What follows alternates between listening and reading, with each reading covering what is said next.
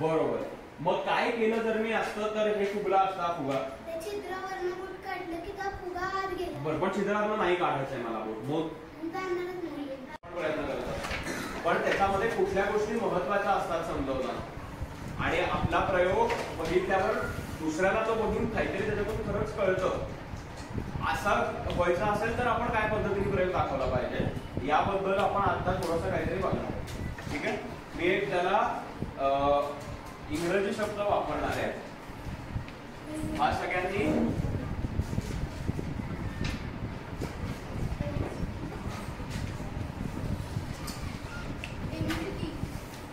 तिथे ठेव टेबलवर.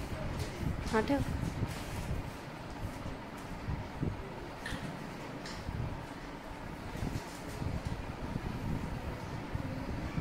डिमिस्टिफिकेशन हे आज आपण कसं करायचं असतं हे शिकणार आहोत. आज मी काही साधे प्रेशरच्या बाबतीतले प्रयोग आणले. प्रेशर, दाब शब्द माहिती आहे सगळ्यांना. लहान याच्यातल्या मुलांना कदाचित माहिती नसेल, मोठ्यातल्या सगळ्यांना माहिती आहे. बरोबर. काय असतं प्रेशर? बल असतं. बरं अजून काय काय एकेकाने सांगा. सांगितलं बसून सांगितलं पण मोठ्या आवाजात सांगताय. एखाद्या गोष्टीवर दिलेला दाब. दाब म्हणजे दाब असतो. हो का. बल असतं. बल म्हणजे काय असतं?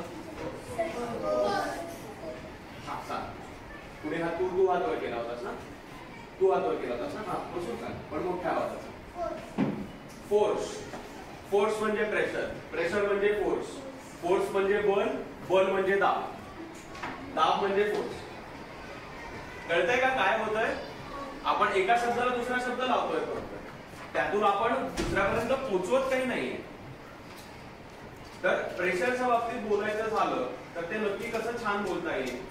तर मी विचार केला की आपल्याला जेव्हा दुसऱ्याला एखादी गोष्ट समजावायची आहे तेव्हा त्याला जी गोष्ट दिसते, जी गोष्ट इमॅजिन करता येते. आता काय प्रॉब्लेम होतोय? फोर्स, प्रेशर, दाब हे शब्द मला इमॅजिन करता येते असं मी तुम्हाला सांगतोय ना. मला ते पटकन सुचत दिसत नाहीये की अरे माझ्या फोर्स म्हणजे तुम्ही नक्की काय म्हणताय. तर मग अशा वेळी कुठले शब्द वापरले पाहिजे? अशा वेळी आपण कण हा शब्द वापरला पाहिजे. कारण की कण हे लोकांना दिसतात. कण हे आपल्या सगळ्यांना डोळ्याने दिसतात. मातीचे कण, थर्मोकोलचे कण, अजून कशाचे दगडाचे कण. कण म्हणजे काय हे कळतं ना आपल्याला. कणांचा गठ्ठा झाला की आपण त्याला वस्तू म्हणतो. तर कण, कणांमधली जागा, बरोबर.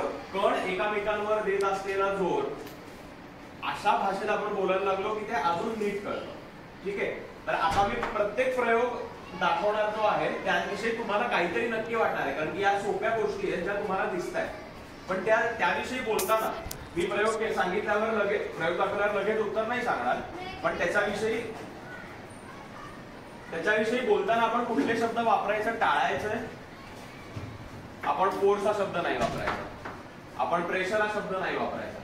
आपण दाब हा शब्द नाही वापरायचा. आपण बल हा शब्द नाही वापरायचा. कुठले शब्द वापरता येतील? त्यांनी घेतलेले आहे कशासाठी? तर असे विद्यार्थी घडवण्याचा ज्ञान प्रबोधिनीचा जो संकल्प आहे त्याच्यामध्ये ते योगदान देत आहेत. असं योगदान आपणही दिलं पाहिजे हा आदर्श समोर ठेवण्यासाठी सर येत आहेत. त्याच्यामध्ये कुठलाही काही स्वार्थ नसतो. केवळ आपलं ज्ञान मुलांच्यापर्यंत पोहोचावं. आपल्या वाईसारख्या ठिकाणी बऱ्याचदा आपल्याला काही इतकी व्याख्याने उपलब्ध होत नाही. एवढ्यासाठी ते पुण्याहून आपल्यासाठी तळमळीने येतात आणि अशी तळमळीनं काम करणारे लोक असतात. म्हणून समाज चालू असतो. समाजामध्ये चांगली गोष्टी घडत असतात. लक्षात ठेवा तुम्ही सगळ्यांनी. मी शाळेच्या वतीनं सरांचं स्वागत करतो आणि ते आज इथं आलेले आहेत. पहिल्यांदाच मी तुमचं म्हणजे आभार मानतो. तुम्ही आमच्या विद्यार्थ्यांसाठी कळलं की नाही. आता आपल्याला काय कंटाळा आला नाही समजत बुवा असं होणारच नाही. पण जर एखादी गोष्ट नाही झाली आपल्याला तर ती आपल्या कानावरनं गेली की आपल्याला केव्हा तरी नक्की आठवते जीवनामध्ये. त्यामुळे हे तुम्ही व्यवस्थित शांत चित्ताने हे सगळं ग्रहण करा. ठीक आहे. शुभेच्छा. Thank you sir. बरोबर. आम्ही असा टाकतो. कसा पडला तो खाली? तरंगत पडला, हळू पडला. का बरं हळू पडला? त्याच्यावर वजन काय? त्याचं वजन त्याच्यावर पडलं म्हणून. बरं आता हा तोच कागद आहे बरोबर. तेवढंच वजन आहे त्याचं बरोबर. तोच मी खाली टाकतो. मगाचपेक्षा पटकन पडला. मग वजन तेवढंच आहे ना, पण त्याच्यामधले कण तेवढेच आहे, तरी हा लवकर पडला. का लवकर पडला? बसून मोठ्याने सांग. हा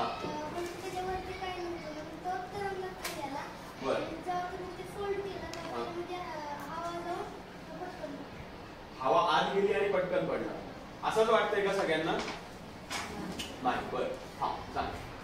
सर, जेव्हा तो कागद घडी घातलेला होता तेव्हा खाली जाताना कुठल्याही वस्तूला हवा दाबावी लागते. तर पाऊल दाब नाही शब्द वापरायचा आहे आपल्याला. कणांच्या भाषेत बोलायचंय आणि जागेच्या भाषेत बोलायचंय. छान प्रयत्न करतोस तूच, पुढे सांग. पण अलग अलग कुठला शब्द नाही वापरायचा आहे, दाब हा शब्द नाही वापरायचा. मग काय करताय? काय करते हवा? काय करते हवेचे कण? काय करताय? येते लक्षात काय म्हणतोय? हा सांग, तूच सांग आता, तुझ्याच भाषेत सांग, फक्त तो शब्द न वापरता. जेव्हा तो कागद जेव्हा टाकता तेव्हा हवेला त्याचं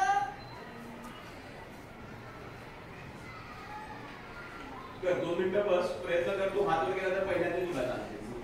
ठीक आहे? हा सांग. कागदाला हवेपासून वाचून खाली पोहोचायला जास्त ताकद लागते. बरं, काहीतरी वेगळा विचार चालू बरं का?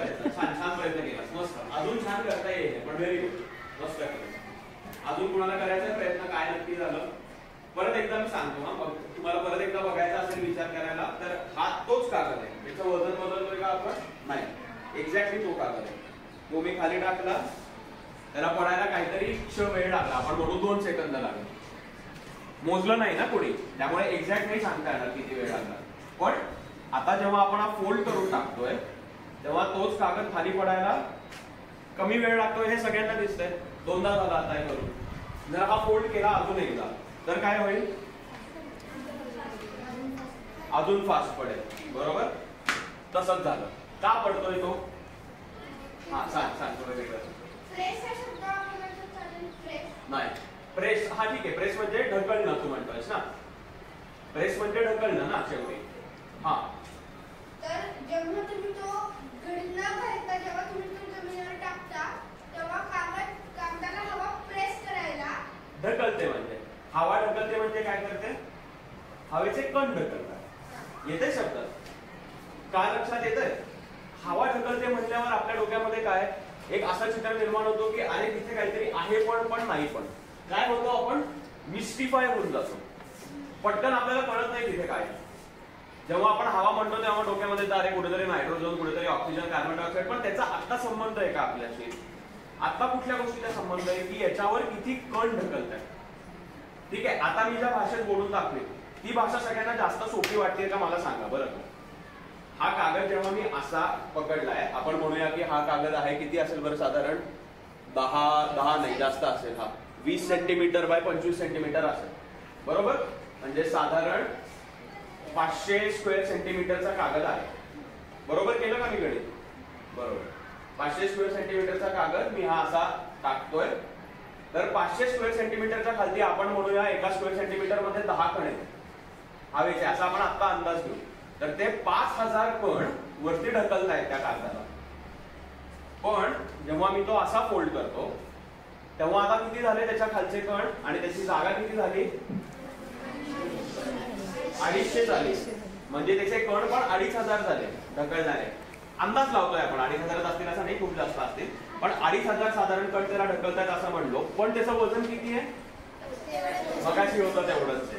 म्हणून मग तेवढ्याच वजनाला कमी हवेचे कण ढकलतायत. ही भाषा वापरल्यावर सगळ्यांना सोपी वाटली? ही अशी भाषा जर तुम्ही वापरून तुमच्या आजीला हा प्रयोग समजावला तर समजेल जास्त चांगलं.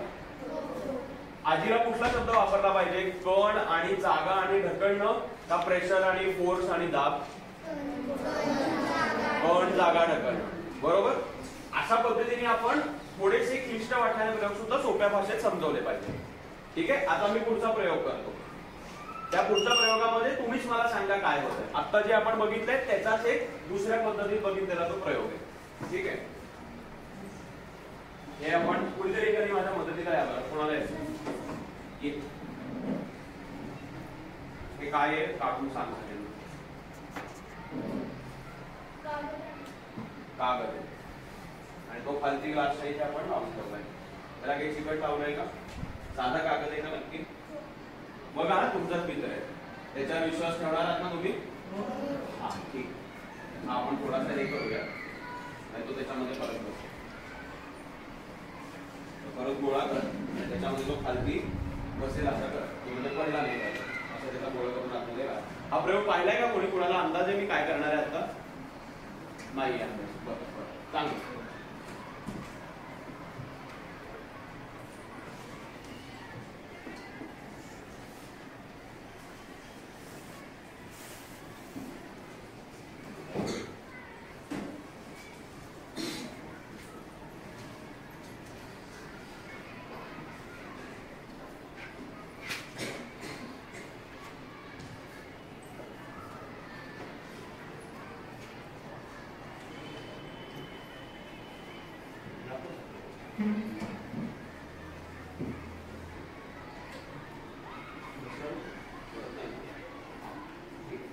आता हे आलो आहे, हा भांडे याच्यामध्ये उडवायचं.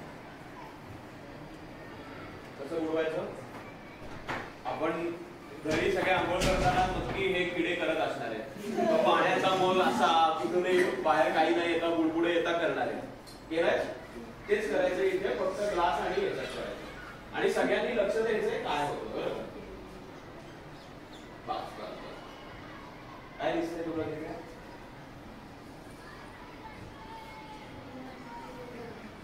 पाणी आतमध्ये गेलेलं नाहीये असं वाटतंय. काढतो बाहेर ग्लास, त्याचा खालचा कागद काढून कुठल्या तरी मित्र दाखव किंवा तूच काढून दाखव आणि सांग काय तुला लागतंय. ओला झालाय का कागद?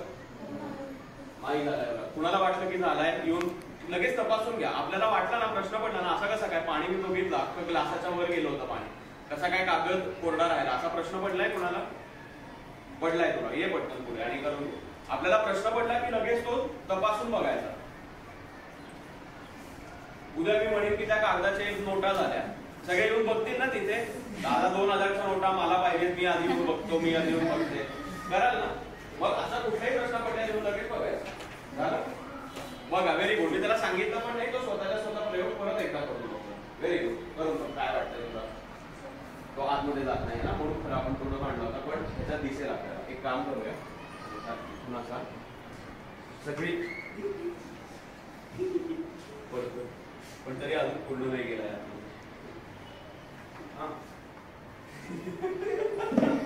गेला का? हातच गेला. कुणाचे हात छोटे की त्यांचा हात आतमध्ये जाईल? आहे अरे चिंटी बघा, चिंटी आहे की आपण नीट धर, ओला नाही झाला पाहिजे पुढा. हा हा काढला. टाळ्या वाजवा त्याच्यासाठी.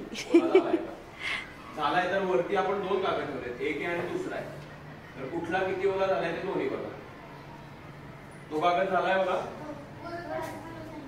वरून ओला झालाय, खालून ओला नाही झालाय. येतंय लक्षात?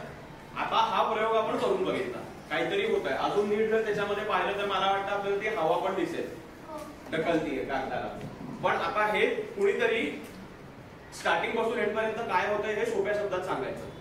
हवेचे कण, ढकलणे, जागा, या सगळ्या गोष्टी वापरून कोण समजावेल काय होतंय? तू खूप बोललास. हा सांग. आपण जेव्हा ते ग्लास आहे तो जेव्हा आपण उलटा केला तेव्हा त्या ग्लास मध्ये हवेचे काही कण होते आणि जेव्हा आपण त्या पाण्यात तो ग्लास जेव्हा बुडवला तेव्हा ते जे पाणी होतं ते वरवर सरकत होतं. हवा बघितलं का किती सुंदर ऑब्झर्वेशन आहे. हे आतापर्यंत कोणी बोललो नव्हतं, ते तिने स्वतःच्या स्वतः ऑब्झर्व केलं आणि त्याचा एकाशी दुसऱ्याचा संबंध लावला. काय म्हणली ती की जेव्हा ग्लास खाली ढकलत होतो तेव्हा ग्लास खाली जात होता तेव्हा पाणी पण वर येत होतं. आता पाणी जिथे आहे त्याच्यामध्ये मी ग्लास ढकलत नव्हतो किंवा ढकलत नव्हते. जेव्हा हे ढकलत होतो तेव्हा इथलं पाणी पण वर हलत होतं. येतंय लक्षात? हे कळलं की मग आपल्याला कळतं की अरे काहीतरी जागेचा संबंध आहे. का कळतं? कारण की आपल्याला माहिती आहे आपण एवढ्या गोष्टीमध्ये अजून पाणी घातलं की त्याच्यात अजून जागा वाढणार आहे. त्यामुळे हे फार महत्वाचं निरीक्षण आहे. हा सांगा त्यापुढे. आणि जेव्हा ते पाणी वर येत होतं तेव्हा ज्या ग्लासमध्ये जी हवेचे कण आहेत, ग्लासमध्ये ते हवेचे कण आहेत ते त्या पाण्याला वरती येऊन देत नव्हते ते, आणि ते जो कागद आहे आपण लावलाय ते त्याला वरवर ढकलत होते. पाण्याला वर येऊन देत नव्हते तिथले हवेचे कण. बरोबर. का येऊन देत नसतील वर? तिने सांगितलं साधारण त्याचं उत्तर की ते ढकलत होते पाण्याला. बरोबर. बर. हा तुला अजून काही सांगायचं पुढे? एवढंच होतं. असेल सांगायचं तर परत. हा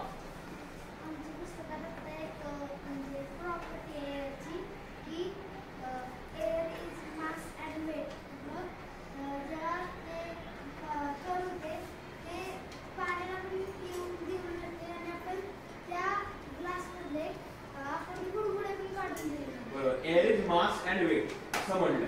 बरोबर. तर कण म्हणजे काय त्या नक्की या दोन शब्दातले? कण म्हणजे मास आहे. मास म्हणजे शेवटी कण. म्हणजे मास जेव्हा तुम्ही कुठल्या तरी, हे तुम्ही ऐकलं असेल, आता ते का त्याच्यामध्ये खूप नको जायला, पण पृथ्वीवरती तुम्ही एखाद्या गोष्टीचं वजन केलं आणि त्याच गोष्टीचं वजन याच्यावर केलं, कुठे चंद्रावर केलं, तर चंद्रावर वजन कमी येतं. ते जे कमी येणारं वजन आहे ते काय आहे? ते वेट आहे. आणि मास म्हणजे काय आहे? ती वस्तू जी चेंज होत नाहीये. जे कण जे आहे ते खरं मास आहे. बरोबर. येस. तर हा प्रयोग आपल्याला समजवताना तर झालं, तुम्ही समजवलं सगळ्यांनी मिळून. मला एक सांगा, याच्यामध्ये अजून काय चांगलं करता येईल की त्याच्याने हा प्रयोग आपल्याला लोकांना दाखवताना अजून चांगला दिसेल? इथल्या मुलांनी काय काय निरीक्षणं सांगितली? एक म्हणजे पाणी वर येतं. दुसरं म्हणजे त्या ग्लासाच्या आत पाणी गेलेलं दिसत नाही जास्त. बरोबर. तर काय याच्यामध्ये आपल्याला एक सोपा बदल करता येईल की हा प्रयोग अजून चांगला दिसेल? पाण्यामध्ये आपण जर काहीतरी रंग घातला, आता कोणाकडे आहे का रंग? कुठे? वर्गात आहे. तू एकटा जाऊन घेऊन ये रंग. तो येईपर्यंत आपण पुढचा प्रयोग घेऊया. तो आल्यावर त्याला दाखवूया. त्याच्यामध्ये जर रंग घातला आपण तर एक्झॅक्टली पाणी कुठपर्यंत जात आहे हे दिसेल. आता काय गडबड होतीये? पाणी मागच्या रांगेतल्या सगळ्यांना दिसतंय का कुठपर्यंत चढतंय ग्लासमध्ये? नाही दिसत आहे. का नाही दिसत आहे? त्याला टाटा बाय बाय म्हणता आलं पाहिजे की आता कळलं ना प्रयोगाला, पुढचा प्रयोग बघा.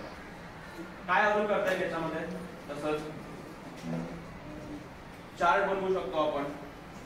चार्ट वरती आपल्याला जे म्हणायचं आहे त्याचे ठळक 10 शब्द लिहून ठेवले, तर आपला एखादा शब्द सुटला तरी चार्ट वरती वाचता येतो माणसाला. त्याला साधारण अंदाज येतो आपण कशाविषयी बोलतोय. परत त्यात कुठले शब्द नाही आले पाहिजे?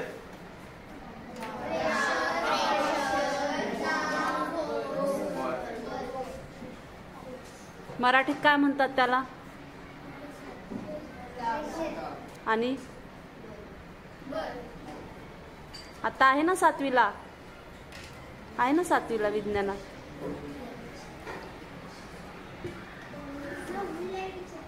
सहावीला पण आहे, 7वीला पण आहे.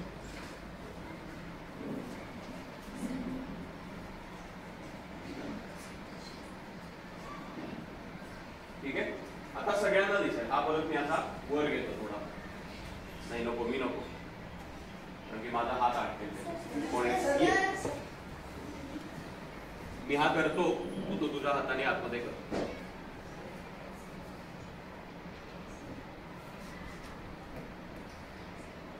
आता इथल्या मुलांना दिसतंय का आतमध्ये रंगाचा फरक? पाणी चढलंय का ग्लासमध्ये? थोडस चढलंय. बरोबर. थोडस चढलंय. साधारण किती चढलं असेल? 1 सेंटीमीटर साधारण चढलं. तिथे बसलेला मुलगा कसा काय सांगितलं रे 1 सेंटीमीटर? तुला कुठून दिसला 1 सेंटीमीटर? आपण जे सांगतो ते आपण बघितलेलं असलं की खरं घेतो. त्याला वरतून काहीतरी चाकाचा पंख्याचा प्रकार लावतो, मग त्याला मागून बॅटरी जोडतो आणि विंडमिल आहे असं आपण म्हणतो. बरोबर. तेव्हा आपण खरं सांगत असतो का? तेव्हा आपण खोटं बोलत असतो. काय खोटं बोलत असतो? की ही विंडमिल सारखं एक विंडमिलचं मॉडेल. विंडमिल काय करतं? वीज तयार करतं ना. आणि आपला प्रयोग काय करतोय? आपला प्रयोग वीज खातोय. बरोबर. हा प्रयोग आता तसा नाही. कदाचित विंडमिल इतका भारी दिसणारा आहे का नाही हे तुम्ही ठरवा. मला तर हा भारी वाटतो बरं का बघायला, पण तुम्हाला भारी वाटतो का नाही ते तुम्ही ठरवा. कदाचित काही लोकांना तो नाही वाटणार तितका, पण तो खरा आहे. तर प्रयोग हा कायम खरा पण असला पाहिजे आणि तो आपला आग्रहच असला पाहिजे. आग्रह हा शब्द कळतो सगळ्यांना. मी काहीतरी खोटं माझा प्रयोग करून नाही दाखवणार, हा माझा कायम आग्रह असला पाहिजे. आता आपण पुढचा प्रयोग करतो. ठीक आहे.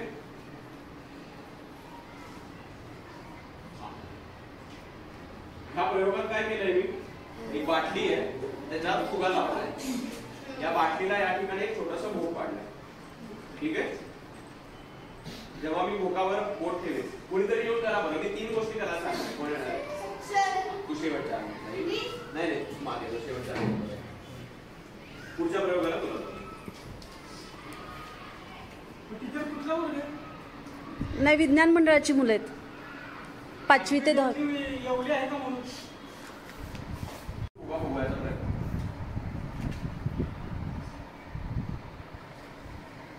एकदम घट्ट बोट हा मीच बोट. हा, त्यांनी घट्ट नाही पकडलेलं.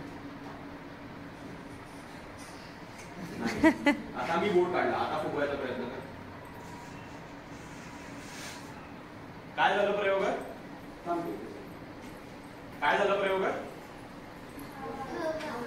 बरं दिसलं नसेल सगळ्यांना तर परत सांगायला सांगा की परत दाखवा आम्हाला. त्याला स्टेजवर चढवून सांग. टेबला बरोबर आहे गरज पडली ते पण करू आपण.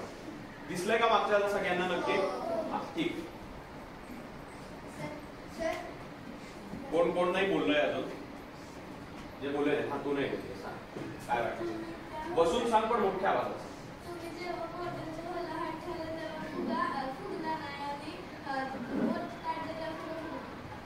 बर काय झालं असेल त्याच्यामुळे तो फुगला किंवा फुगला नाही तू सांग. 1-2 मिनिटं ती बोलतीये ना, तिथं झाल्यावर मग मी सांगेन. मला कोणीतरी हवं असेल तेव्हा मी सांगेन असं. हा काय वाटलं तुला, का असं झालं असेल?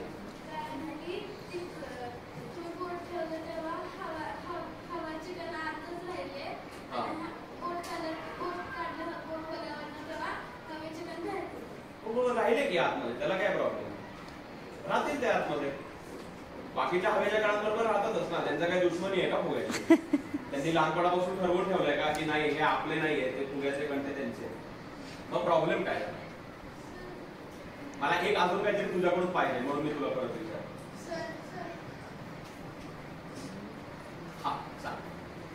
बॉटल मधली हवा विरुद्ध बाजूने जात होती आणि जी फुग्यामधली हवा. तिला कळलं का तिथून फुगा येणार आहे, चला आपण त्याला ढकलूया? नाही ना. म्हणजे तुम्ही बोट लावलं तर ती फुगा फुगणार आहे. तो बॉटल मधल्या हवेचे कण त्याला. हो. फुग्याला जर एखादी गोष्ट जागा व्यापायची असेल तर ते हवेचे कण बाजूला झाले पाहिजे. बरोबर. तरच तो फुगा आलाय. बरं का 3-4 वेगवेगळ्या छोट्या छोट्या भागांमध्ये तिचा भाग शेवटचा आहे, त्याच्यामध्ये तिचं साधारण पूर्ण उत्तर आलंय. पण आता मला एकच उत्तर द्या की असं मी असंच बोट ठेवून राहणार आहे फुग्यावरती. सगळ्यात पहिल्यांदा मला सांगा, तुम्ही निरीक्षण केलं का की जेव्हा इथे ढकलला फुगा त्याने तेव्हा इथे काय होत होतं? थोडासा फुगत होता फुगा. आता जसा आहे तसा होता का फुगा? कणभर फुगायचा प्रयत्न करत होता. बरोबर. तो फुगा प्रयत्न करत होता म्हणजे काय, तो स्वतः काही जीवित वस्तू नाही की तो काहीतरी विचार करून प्रयत्न करेल. पण फुगा थोडा फुगल्यासारखा दिसत होता. फुग्याचा तो आतला भाग ताणला जात होता, पण जेवढा आपण नॉर्मली बघू ताणला जातो तेवढा नाही ताणला. बरोबर. तर असं काय केलं की हा फुगा मी इथे बोट ठेवलेला असताना सुद्धा मगाशी फुगला त्याच्यापेक्षा जास्त तरी फुगला पाहिजे. कदाचित पूर्ण नाही फुगणार पण मगाशी. आता मी सगळ्या रांगांमध्ये फिरणार आहे. 1 मिनिटानंतर म्हणजे सगळ्या रांगांमध्ये फिरून झाल्यावर मग मी विचारणार आहे तुम्हाला की काय वाटतं तुम्हाला काय झालं. तेव्हा एकेकाने हात वर करून सांगा. तू तुझ्या वाकावर बस, मग मी टाकतो. नीट निरीक्षण करा सगळ्यांनी की काय काय दिसतंय. अगदी काही सुचलं नाही तर निरीक्षण फक्त लिहून द्या.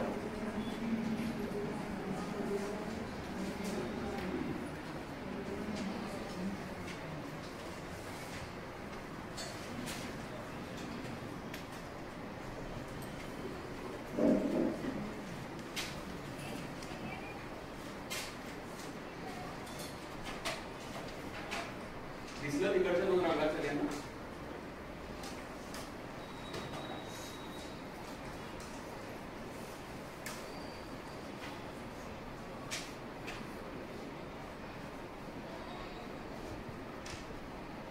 इकडे दिसलं सगळ्यांना? या 2 या 3 मधल्या रांगा दिसलं सगळ्यांना?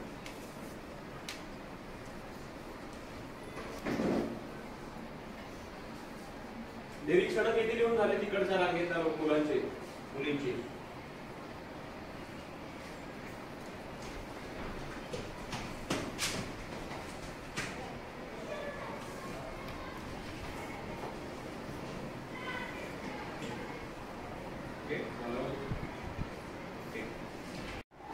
मी वास घेतला तर मला त्या फुग्याचा वास येतोय बाहेर, म्हणजे आतली हवा बाहेर येतेच आहे. इथून मी काही केलेलं नाही. याच्यामध्ये मी पाणी करून बघूया ना, थोडस पाणी आपण याच्यामध्ये भरूया काहीतरी.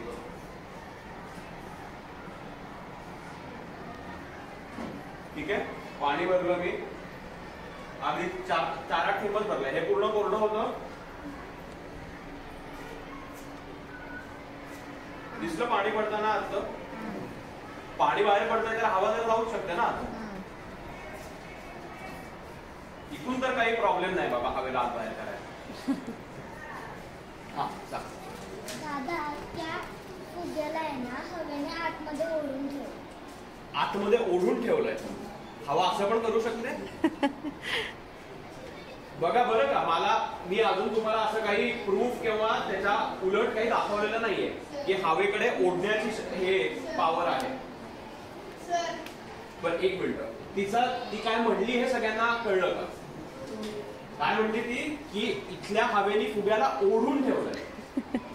असं मी तरी कधी पाहिलं नाही हवेने केलेलं. आता काहीतरी वेगळं बघतोय. तर आता तिला तसं वाटणं कदाचित साहजिक, पण हा खूप मोठा प्रश्न होईल की हवा खरंच ओढू शकते का? याचा अर्थ मग आपल्याला असं करायची कदाचित गरजच नसेल की आपण इथून जे एवढं पेट्रोल जाळत कुठेतरी दुसरीकडे जातो की आपल्याला वाई ते पुणे जायचंय, पुणे ते वाई यायचंय. आपण नुसतं वाईच्या हवेला सांगायचं की पुण्याच्या सगळ्या गोष्टी ओढून घे हायवेवरच्या. असं जर हवेकडे करायची सोय असेल तर तसं हवेला सांगितल्यावर ती ओढून आणेल ना.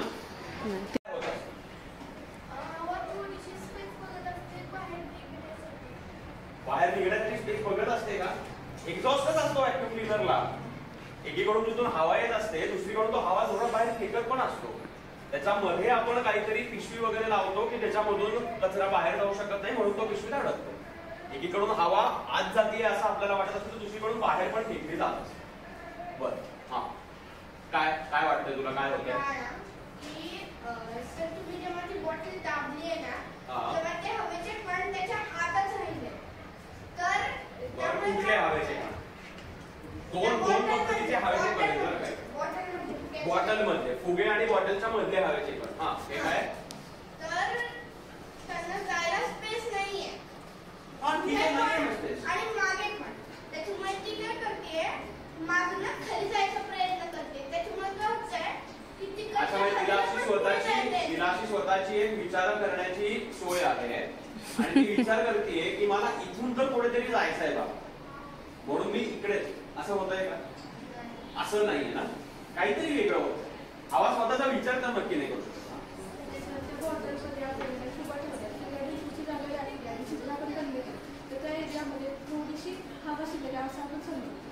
थोडीशी हवा शिल्लक मान्य. फुग्यामध्ये हवा येत जाते. हवा कधी पण कमी भागातून जास्त भागातून कमी भागात जाते. म्हणजे काय? हवा कधी पण कमी भागातून जास्त भागात जाते, जास्त भागातून कमी जाते. फार जवळ आहेस तू उत्तराच्या, पण ते मला फार स्पेसिफिक पाहिजे. मी सांगितलेले जे पहिले 4-5 शब्द आहेत, म्हणजे प्रेशर वगैरे नाही, दुसरे जे साधे शब्द आहेत ते वापरून काहीतरी सांगायचा प्रयत्न कर. कारण की ती जाते येते म्हणलं ना की मग मला वाटतं की अरे त्या कुठले तरी काकू आहेत ज्या एसटीत चढतायत आणि कुठेतरी जातात. अजून काहीतरी सोपा शब्द पाहिजे मला. हा, कर प्रयत्न. बॉटलमध्ये हवा चित्रबंद केली, तिथली हवा आहे ना ती फुग्यातल्या हवेला खेचते. म्हणजे ती हवा खेचते. मग हवा कधीतरी खेचते, आपण त्या प्रयोगात बघितलं तेव्हा ती ढकलते. असं कधीतरी खेचते, कधीतरी ढकलते, असा हवा करते का? मग उद्या अचानक वाईमधली हवा रागवली तर ती सगळ्यांना आपले कान फोडेल का? असे खेचून घेईल का ती स्वतःला बाहेर? नाही ना. म्हणजे काय होतंय? म्हणूनच मी म्हणतोय की विचार करताना सुद्धा कणांच्या भाषेत विचार करा, विचार करताना सुद्धा जागेच्या भाषेत विचार करा. मग आपल्याला ते कळतं आणि आपण दुसऱ्याला छान सांगू शकतो. हा, चालेल.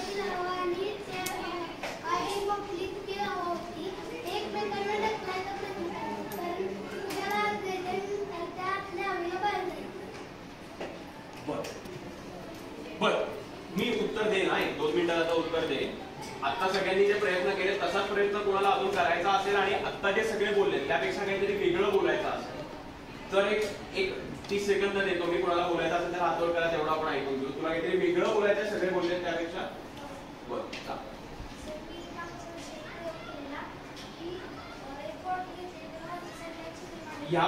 या प्रयोगाचा रिलेटेड आहे बरं.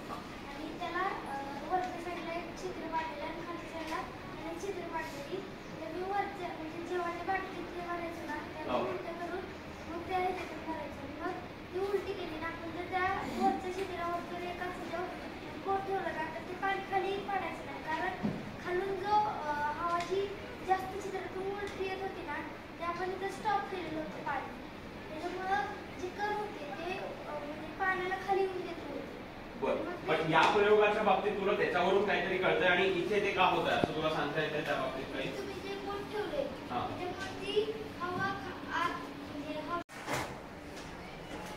हवेचे कण हे कोणाला ढकलतात, ओढून घेतात.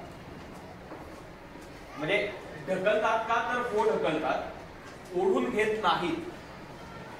हे मी का म्हणतोय आता तुम्हाला इथे अगदी वाटू शकतं की अरे हे ओढून घेत आहेत कण, बरोबर.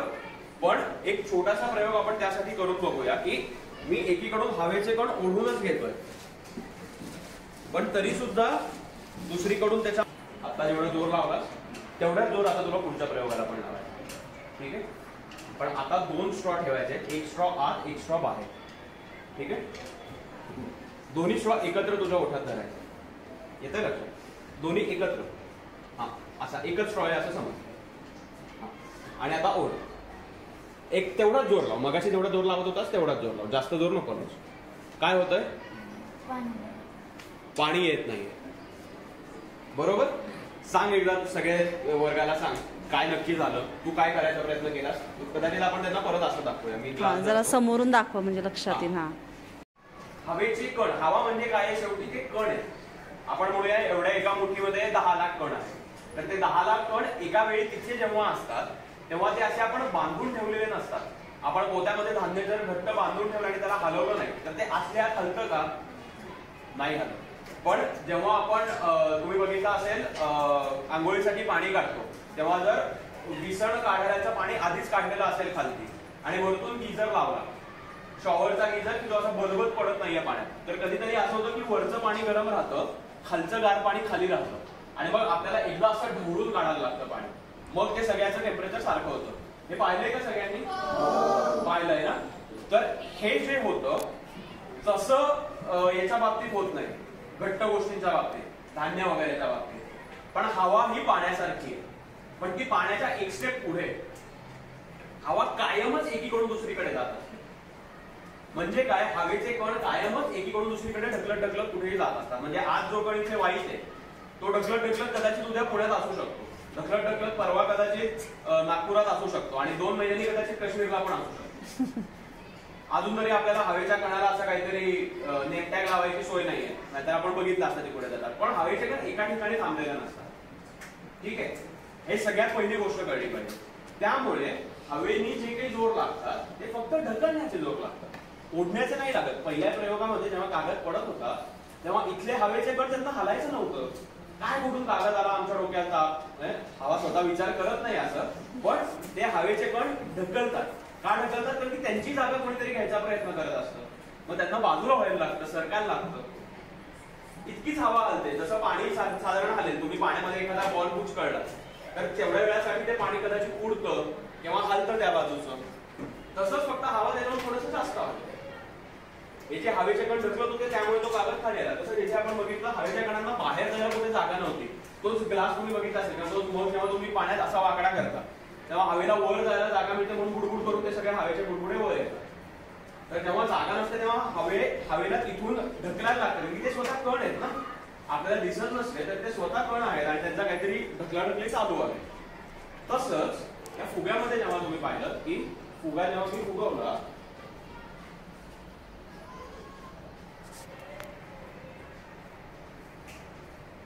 कुठला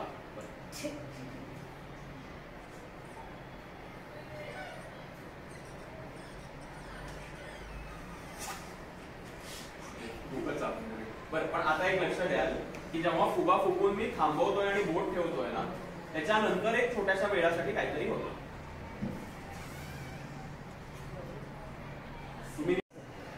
कारण मागच्या महिन्यामध्ये हा दादा शाळेत आलेला होता. त्यानं उत्तम प्रकारे अनेक प्रयोग करून दाखवले. माझ्या दृष्टीने हे सगळं नवीन आहे. मी सुरुवातीला जेव्हा शाळेत नवीन नोकरीला लागलो तेव्हा मी 5वी ते 7वी विज्ञान शिकवायचो. त्यामुळं वेगवेगळे प्रयोग करायला खूप आवडायचे. शाळेत असताना सुद्धा मी स्वतः 6वीला असताना एक बेडूक फाडलेलं होतं शिक्षकांच्या मदतीनं. ते उत्तमरित्या शिवलेलं होतं. म्हणजे टाके घालणे हा प्रयोग केला होता. त्यांनी मला सांगितलं हा बेडूक जगला तर आपला प्रयोग यशस्वी झाला. भविष्यात मी स्वतः खूप मोठा भाग्यवान का समजतो तर APJ अब्दुल कलाम यांना मला भेटता आले. मी त्यांच्याशी गप्पा मारू शकलो. त्यांच्या घरी जाऊन आलो. वेगवेगळे जे शास्त्रज्ञ आहेत, रघुनाथ माशेलकर, गोवारीकर, त्यानंतर वसंत कानिटकर म्हणून असे महाराष्ट्रातले प्रसिद्ध शास्त्रज्ञ की त्यांना मी माझ्या शाळेत एक दिवस मी बोलवलेलं आहे आणि विद्यार्थ्यांची दुरुस्त करायला लावलेलं होतं. शास्त्रज्ञ आपल्या भेटीला हा प्रयोग मी राबवलेला होता. खरं तुमचं विशेष अभिनंदन आहे. कारण गेली 1.5 तास तुम्ही कोणताही दंगा न करता त्या याच्यात किती मग्न झालेला होता ते मी स्वतः डोळ्यात पाहिले. विद्यार्थ्यांनो, हे जे प्रयोग आहेत ते दररोज करत असताना किंवा आपल्या अभ्यासात करत असताना त्यातल्या अनेक गोष्टी, निरीक्षण क्षमता महत्वाची आहे. आता एका मुलानं खूप छान निरीक्षण केलेलं होतं, तिथे एक मुलीने केलेलं होतं. हेच निरीक्षण भविष्यामध्ये उपयोग येतं. जेव्हा तुम्ही मोठे व्हाल, स्वतःसाठी कष्ट करण्यासाठी बाहेर पडाल, तेव्हा या निरीक्षणाचा तुम्हाला खूप मोठा फायदा होणार आहे. असंच भविष्यामध्ये पुढे वाटचाल करत राहा ही माझ्यातर्फे तुम्हाला शुभेच्छा आहे. या दादांनी इथे अनेक प्रकारचं मार्गदर्शन केलं त्याबद्दल मी शाळेच्या वतीने त्यांचं मनपूर्वक आभार मानतो आणि मी इथंच थांबतो.